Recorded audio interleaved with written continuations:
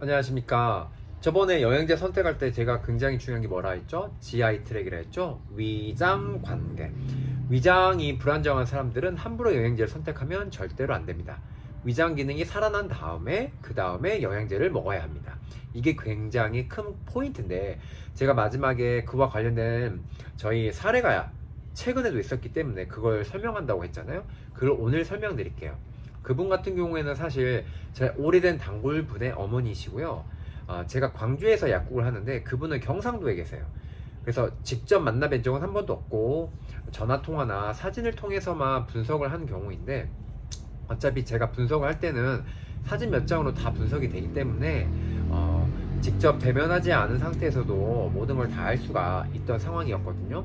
자, 이분 같은 경우는 연세가 70이 넘으시고 저한테 전화통화상 얘기했던 점을 잠깐 말씀드리면, 3달이 넘은 설사가 지금 3달이 넘은 상태고 기력이 너무 빠졌고 입맛이 없다. 갑상선 암 수술도 3번 하고 혈압약과 콜레스테롤 약도 먹고 있고 수치가 잘 안 잡히고 굉장히 높다. 협착증도 있고 허리가 너무 아파서 걷지를 못한다. 수술 뒤에 어지러운 것도 있다. 4개월 전에는 발바닥도 뜨거웠다. 혓바닥이 갈라졌다. 그래서 매운 것도 못 먹고 혀가 뜨겁다. 백태가 종종 끼고 가운데 주변이 다 갈라진다. 이런 내용을 적어놨는데, 사실은 저처럼 이제 분석을 하는 사람 입장에서 이 글 속에는 많은 정보가 들어있어요. 근데 이거를 다 일일이 설명하면서 저희가 이걸 뭐 공부할 건 아니잖아요. 근데 여기서 제일 이분이 호소했던 것도, 따님이 제일 걱정했던 것도 뭐냐면 3달이 넘은 설사. 사람이 3달 동안 설사를 하는데 힘이 있을 수가 없죠. 결국은 뭐냐면 연세도 70이 넘었고 3달 동안 너무 설사를 했기 때문에 기력이 계속 빠지는, 허하다 그러죠. 기가 허하다. 그래서 이런 분들은 말 그대로 기력이 다 떨어진 허한 상태로 봐요. 이게 굉장히 중요한 포인트인데, 왜냐면 제가 예전에도 윤활랑 이런 거 설명할 때도 말씀드렸지만, 설사를 해도 실증인 사람이 있어요. 굉장히 튼튼하고 염증 설사라고 말하는, 기력이 튼튼하면서 하는 설사 유형이 있고 기력이 빠지면서 하는 설사가 있어요. 당연히 지금 제가 말씀드리는 포인트, 그리고 GI 트랙에 대한 문제가 있으신 분들은 허한 분들이에요. 이거를 포인트로 알고 가시면 되고, 이 영상을 보시는 분들 중에도 내가 변이 자주 부서지는데 기력도 자꾸 없고 화장실도 한두 번 가는데 갔다 오기만 하면 기운이 빠져. 이건 모두 허한증입니다. 그리고 또는 이 소화기관, 비위 기능이 전부 다 뭐한 거? 약한 분들이에요. 자, 이런 분들은 오늘 영상을 꼭 보시고 그때 도움이 되는 영양제 제가 몇 가지 소개해 드릴 거예요. 이거는 사실 체질하고 조금은 관련 없이도 먹을 수 있어요. 왜냐하면은 실한 사람, 허한 사람으로 나눴을 때 허한 분들은 공통점이 굉장히 많아요. 그래서 아주 정밀 상담을 했을 때는 몇 가지가 조금은 차이가 날 수 있지만 기본으로 깔아주는 바탕은 비슷합니다. 그래서 오늘 영상 끝까지 꼭 제가 그리고 추천해주는 영양제들 잘 챙겨보시기 바랍니다. 그래서 이분 같은 경우에는 제가 체질로 봤을 때는 태음인이에요. 근데 뭐 체질을 떠나서 이런 분들 이미 호소하는 것 자체가 비위 기능이 많이 떨어졌잖아요. 비위 기능이 많이 떨어졌고, 이분 같은 경우는 이야기 중에도 뭐가 있냐면 숨을 굉장히 쉬기가 힘드세요. 그러니까 헉대세요. 어떤 느낌인지 아시겠죠? 그래서 본인도 숨 쉬는 게 힘들다, 그러고 병원에서도 이 기능이 많이 떨어진다고 하시는 분이에요. 제가 비 오는 날 편에서도 설명을 했지만 이런 분들 뭐다? 심폐 기능이 떨어진다 했잖아요. 그래서 이분한테는 영양제를 드릴 때도 당연히 영상 시청하셨으면 답이 나와야 되는데, 전편에 비 올 때 도움이 되는 영양제 뭐라 했죠? 요거 있죠. 세나트, 그리고 코큐 마스터. 이거 일반적인 코엔자임보다 훨씬 잘 듣는다 했죠? 이거는 제가 영상 또 따로 올릴 건데, 어제도 저희 지인한테 드렸더니 굉장히 피드백이 바로 왔어요. 그리고 이 세나트 같은 생맥산 원리에서 나왔다 했잖아요. 연자육이 들어갔기 때문에 혈관을 더 깨끗하게 해주면서 심폐력을 올려주죠. 심폐 기능이 떨어지신 분들은요, 이 림프 순환 자체가 굉장히 떨어져요. 근데 이 림프의 연결이 위장에서도 특히 큰 장부인 대장하고도 연결돼요. 우리가 연변을 본다, 그리고 묽은변을 본다 이러신 분들은 대장 점막에서 림프액이 다시 흡수가 돼가지고 위로 쭉 올라되거든요. 그러면 해부를 해보면 이렇게 올라왔을 때 쇄골화 정맥을 통해서 심장으로 다시 내려가요. 근데 이 대장에서 빨아들이려고 했을 때는 이 심폐 기능이 굉장히 중요해요.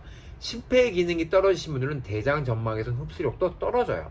그래서 이게 뭐 체질로 봤을 때 태음이니까 태음인들은 보통 심폐 기능이 떨어져요. 그래서 우리가 코로나 때도 사실 많이 이제 돌아가신 분들이거나 타격 입으신 분들 체질적으로 분석해 보면 약간 태음 성향인 분들, 심폐 기능이 떨어지신 분들 좀 많거든요. 근데 이거는 이제 그거에 대한 얘기를 하려고 한 건 아니니까 잠깐의 어떤 지나가는 말로 해드린 거고, 중요한 포인트는 그런 상관없이 연변을 많이 보신 분들 중에 이렇게 허한 분들은 심폐 기능이 떨어져도 대장 점막에서 흡수가 떨어지니까 이분한테도 제가 이 영양제를 드렸어요. 그리고 더 중요한 거 포인트, 제가 전에도 설명을 했지만 이분한테 드린 거, 대장에서 자꾸 이렇게 허한 분들은 대장 상태가 불안정하겠죠. 이 대장이 불안정한 분들은요 반드시 뭐가 나와야 되냐면 담즙이 잘 나와야 돼요. 담즙이 잘 나와야 되는데 이게 지금 이분 같은 경우 3달이 넘어갔잖아요. 그렇게 되면 장 상태가 균형이 다 깨졌겠죠. 이때 도움이 되는 게 뭐냐면 바로 이겁니다. 라파는 제가 간편에서 말씀드렸잖아요. 이게 뭐다? 타이버 추출물이 있기 때문에 염증을 굉장히 잘 잡고 항균작용, 항암작용이 있다 했잖아요. 그리고 간담 배설을 되게 잘해주게 도와주고, 당연히 장이 들어갔을 때는 장 상태가 불균형하거나 염증 있는 거를 잘 잡아주겠죠. 그리고 해밀 같은 경우는 제가 블로그에 포스팅했지만 제가 사실은 이 제품을 굉장히 좋아하는 이유가, 제가 위장이 되게 불안정해가지고 3년 동안 제 몸에 연구를 했어요. 연구를 했는데 90 몇 점까지 다 맞춰놨는데 어떻게든 이 위장을 어떤 상황, 제 컨디션에 상관없이 변도 잘 보고 불안정을 잡으려고 먹어보면서 일일이 용량을 다 맞췄는데 한 가지 부족했던 거를 이 제품, 이 해밀이 해줬어요. 왜냐면 이 제품을 먹고 정말 말 그대로 배앓이도 안 하게 되었고, 그리고 변도 더 이쁘게 보고, 한마디로 활용정점이란 표현처럼 3년 동안 연구에서 다 찾았는데 마지막에 정점을 찍은 성분이에요. 해밀 자체도 블로그에 성분이 돼 있지만 들어간 성분은 프라토 올리고이라든지 그리고 별거 없어요. 새뜨기 뭐 이런 거가 들어가 있는데 효과는 굉장히 좋고, 장이 불안정하거나 가스가 많이 차거나 이렇게 연변을 보시거나 또는 당연히 변비에 도움이 되는데, 이게 장이 불안정한 상황에서 굉장히 효과가 좋고, 그리고 장의 불안증은 간담의 담즙 배설이 같이 잘 소통을 해야 안정화가 됩니다. 그래서 라파와 해밀 같은 경우에는 제가 일반적으로 약국에 설사를 며칠 동안 잘 안 잡힌다 하신 분들, 또는 배가 방방하게 가스가 찾는 분들한테 며칠분만 드려도 피드백이 매우 좋게 오는 겁니다. 그래서 이 어머니한테는 이런 걸 기본으로 드리고, 제가 하나 더 드린 게 뭐냐면 요거예요. 엑시보크라 되어 있는데 얘는 들어간 성분이 여러 가지가 있는데 포인트만 알려드릴게요. 막 보면 황기도 들어가 있고 인삼도 들어가 있고 하소도 들어가 있는데, 이런 성분들은 사실 전에도 제가 말했지만 아답토젠 이렇게 말했잖아요. 그래서 부신 같은 호르몬 기능을 살려주는 역할을 하고요. 여기 보면 작약, 지각, 괴각 이렇게 들어있는데 괴각은 이제 회화나무 성분이거든요. 근데 이런 성분들 같은 경우에는 혈관 건강을 도와줘요. 그래서 우리가 간 기능이라든지 울체가 온다 그러거든요. 뭔가 꼬인 것 같이 이런 혈관에 막힌 걸 잘 풀어준 작용이 있어요. 그리고 여기에는 당귀, 청궁, 작약 이런 게 들어갔는데, 쉽게 말하면은 뭐냐면 혈액의 영양분 역할을 해주기도 하고요. 그리고 여기에 산약, 강황, 요런, 그리고 개지, 감초, 작약 이렇게 들어갔는데, 아마 감초는 뭐 많이 들어보셨겠지만 작약, 개지 이런 것들 순환도 시켜주면서 역시 혈액에 영양분을 주고, 강황 같은 경우는 제가 전에 설명드렸던 것보다 담즙 배설이잖아요. 그러니까 보시면은 약 성분들을 보게 되면은 잘 순환시켜주고 비장이나 위장이나 간장 기능을 살려주는 약들 위주로 들어가 있어요. 근데 이 약의 포인트는 뭐냐면요, 제가 GI 트랩 영양제를 먹을 때 위장이 불안정한 사람들은 절대 뭐 하면 안 된다? 보약, 특히 꾸덕한 보약을 먹으면 안 된다고 말씀드렸잖아요. 지금 이 제품 같은 경우에는 비장, 위장, 간의 기능을 살려주되, 여기 들어간 성분들을 보면은 꾸덕한 성분은 사실 없어요. 이게 포인트예요. 우리가 숙지황이라든지 이런 구중구포하는 이런 영양분들 같은 경우에는 굉장히 꾸덕해요. 그래서 고를 낸다든지 이렇게 졸여보면은 정말 영양분은 많이 들어있지만 먹고 설사를 하거나 소화장애가 오신 분들이 있거든요. 근데 이런 성분을 다 뺀 이유가 이 성분 자체는 그냥 그 기능만 살려주는 데 포인트지 영양분을 바로 넣는 개념이 아니에요. 그래서 이렇게 허하게 설사를 오랫동안 하신 분들은 초반부터 영양제를 꾸덕하게 넣는 게 포인트가 아니고 장부의 기능을 원리에 따라서 살려주는 것만 해주는 거예요. 그리고 제가 이분 같은 경우에는 이 어머니가 3달 넘어가셨고 연세가 거의 80 가까이 되셨기 때문에 본인도 어떤 상황이었냐면 하루 종일 누워만 계신다고 했어요. 설사도 한 8번 정도 하시고 어떤 상황인지 지금 그려지시죠.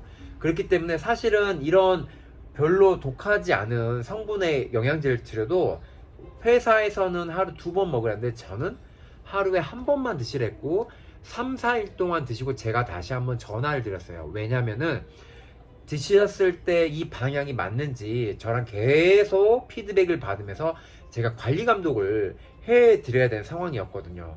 그렇게 한 몇 주 정도 드시니까 우선은 불편한 건 없으시다 하셨어요. 그리고 드시고 나니 한 달 정도 되었을 때 한 20점? 적게는 한 10점 정도 기록도 조금 올라가는 것 같고 그 다음에 설사도 한 7, 8번 갔던 게 2, 3번 더 줄어서 한 5번 정도 가신다고 하셨어요. 근데 저는 그때 오히려 속으로 굉장히 박수를 쳤어요. 지금 이 이야기를 들으시면 아니 설사도 7번에 5번이면 줄긴 줄었지만 너무 많은데 당연하죠. 근데 제가 원하는 게 뭐였냐면 아까도 말씀드렸지만 이런 분들은 조심스럽게 가는 거거든요. 한꺼번에 일부러 2번 먹어야 될 영양제도 1번만 드시게 했잖아요. 약의 방향만 계속 맞게 가고 이분한테도 맞춰줘야 되는 속도가 있어요. 속도도 어느 순간 빨리 끓여야 될 땐 조금 잡아 끓여야 되기도 하지만 풀어줄 때도 필요해요. 이게 이 앞 줄다리기처럼 풀었다가 조였다가 풀었다가 조였다가 이게 이 환자와 상담자의 말 그대로 이 줄다리기가 굉장히 중요하거든요. 너무 놓아도 안 되고 너무 잡아당겨도 안 되고. 근데 이분은 사실은 저희 단골분 어머니라서 저랑 예전에도 몇 번 이야기를 해본 적이 있으시기 때문에 이걸 잘 따라오시는 분이었어요. 그래서 제가 한 달이 넘고 한 10점, 20점 정도 올라갔다 이렇게 말씀하셨을 때 제가 그날부터는 이제 어머니 이 약은 방향이 맞고 어느 정도 안정화가 됐으니까 2번씩 원래대로 늘려 드시라 했어요. 그리고 나서 제가 2주 뒤에 정확히 전화를 네, 잠시 오류가 나가지고요. 하여튼 2주 뒤에 정확히 전화를 드렸는데 전화를 받으실 때부터 목소리가 힘이 아예 달라지셨어요. 그리고 본인 표현도 이제 화장실 7번, 8번 갔던 게 한두 번을 확 줄었다 했고 그리고 기록도 이제는 진짜 절반 이상 좋아졌다고 얘기하셨어요. 자, 이거를 보시면 아시겠지만 영양제를 선택하는 것도 마찬가지지만 접근을 할 때도 굉장히 조심스럽게 접근하되 방향이 굉장히 중요하고 이 방향의 속도가 맞아지면 이런 식으로 해서 조절을 하면서 먹어야 됩니다.